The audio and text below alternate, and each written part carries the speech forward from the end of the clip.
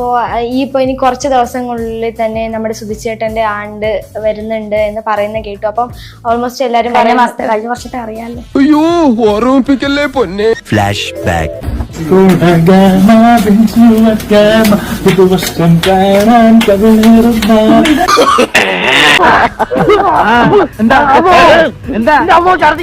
മനുഷ്യന്മാർക്ക് ഇങ്ങനെയൊക്കെ എങ്ങനെയാണ് കോമാളിയാവാൻ പറ്റുന്നതെന്നാണ് ഞാൻ ആലോചിക്കുന്നത്.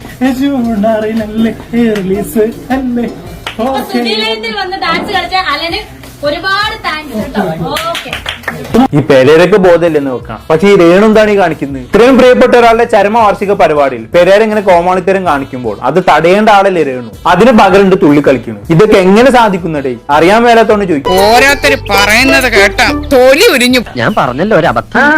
അബദ്ധങ്ങളുടെ ഒരു ഘോഷയാത്ര തന്നെയാണല്ലോ നിന്റെ ജീവിതം. എല്ലാവരും വരണമെന്ന് പറഞ്ഞ് ക്ഷണിച്ചേരും ഞാൻ കേട്ടില്ലേ. ക്ഷണിക്കുന്നുമില്ല, ഒരു ചടങ്ങുമില്ല, ഒന്നുമില്ല. പ്രാർത്ഥിക്കേണ്ടവര് പ്രാർത്ഥിക്കുക.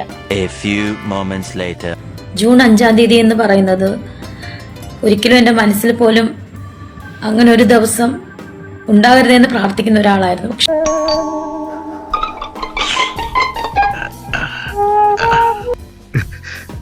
പക്ഷെ ജൂൺ 5 സുധിച്ചേട്ടൻ മരിച്ചിട്ട് 3 വർഷമാകുന്നു.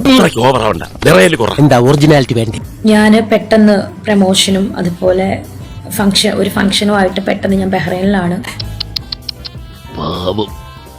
എന്തൊരു അഭിനയം! ആരാടാ രേണുവിന് അഭിനയിക്കാൻ അറിയത്തില്ലെന്ന് പറഞ്ഞേ?